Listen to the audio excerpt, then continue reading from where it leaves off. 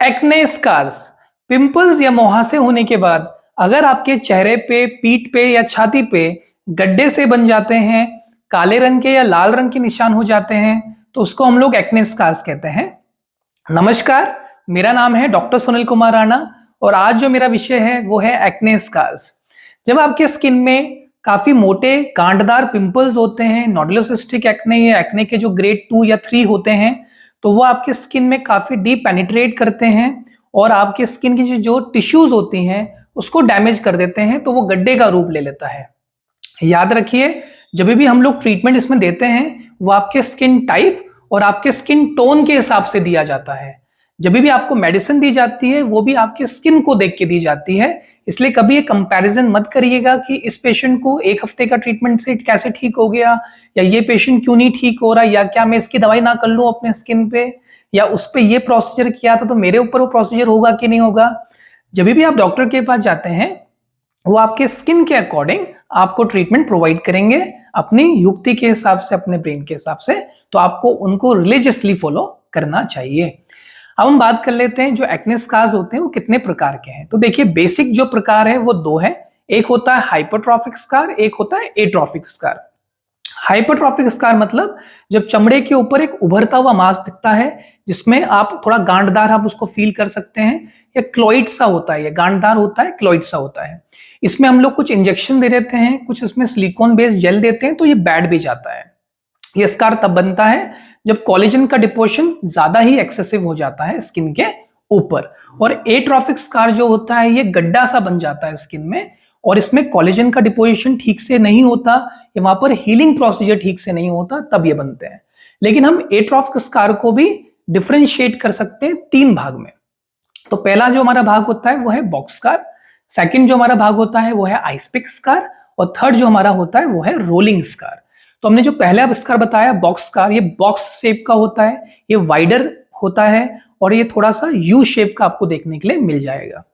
Second जो होता है ये आइस पिक स्कार, ऐसा लगता है कि इसने आइस को पिक किया हुआ है, मारा हुआ है उसको, तो उसमें आप देखेंगे बारीक बारीक बारीक बारीक उसमें गांठ सी बन जाती है, वहां पर ये गड्ढे से बन जाते हैं। ऐसे स्कार आपको देखने के लिए मिलते हैं चिकन पॉक्स के स्कार में। ये थोड़ा सा नैरो होता है और ये वी शेप का देखने के लिए मिलता है। और रोलिंग स्कार थोड़ा वेवी पैटर्न में होता है, ये उबड़ खाबड़ सा होता है। तो ये आपके दो प्रकार के हमने स्कार को डिफरेंशिएट कर दिया। अब हम बात करते हैं इसका ट्रीटमेंट क्या है। अगर बहुत इनिशियल स्टेज में है तो मेडिसिन से ठीक हो सकता है। आपको इसमें लगाने की कुछ ट्यूब्स वगैरह दी जाती हैं, कुछ माइल्ड प्रोसीजर्स जैसे cosmo peeling, chemical peeling, glycolic acid peel, salicylic acid peel से भी काफी हद तक ठीक हो जाते हैं। लेकिन अगर इन सब चीजों से ठीक नहीं हो रहे हैं तो थोड़ा सुपीरियर ट्रीटमेंट हमको करना पड़ता है, जैसे सब्सिशन। सब्सिशन में हम क्या करते हैं, जो फाइबर्स होते हैं उनको थोड़ा लूज कर देते हैं एक नीडल के थ्रू आपके स्किन में डाल के या गड्ढों के पास डाल के। सेकंड जो उसमें होता है वो माइक्रो नीडलिंग होता है, जिसे डर्मा रोलर का प्रयोग कर सकते हैं। प्लाज्मा थेरेपी आजकल बहुत अच्छी आई है, पीआरपी थेरेपी जिसको हम बोलते हैं। माइक्रो डर्माब्रेजन का इसमें अच्छा खासा रोल होता है। और लेजर जो रिसर्फेसिंग होती है स्किन की वो भी काफी एफिशिएंट है।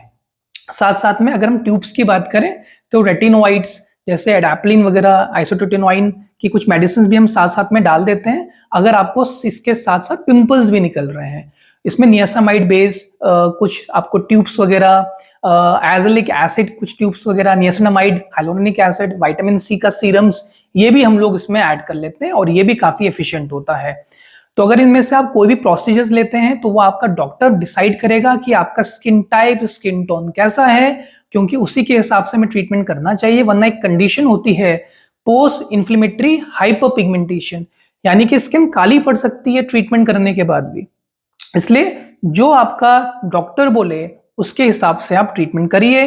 कभी भी स्किन के ऊपर स्टीरॉइड्स क्रीम, पार्लर या सैलून में जाके कोई चेहरे पे कुछ करवा दिया, फेशियल ब्लीच, वैक्स, ऐसी कुछ चीज का प्रयोग नहीं करना चाहिए।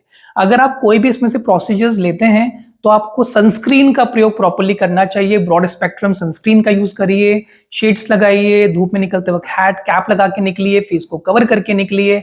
और पिंपल्स के स्कार सबसे ज्यादा बनते हैं तब जब आप पिंपल्स को छेड़खानी करते हैं, फोड़ के पिचका के निकालते हैं, और स्पेशली तब बनते हैं जब आपका ग्रेड 3 होता है या नोडुलोसिस्टिक एक्ने यानी ग्रेड 4 देखने के लिए मिलता है। इसलिए कभी भी आपको एक्ने हो तुरंत अपने स्किन के डॉक्टर के पास जाइए, वो इसको 100% ठीक कर देगा।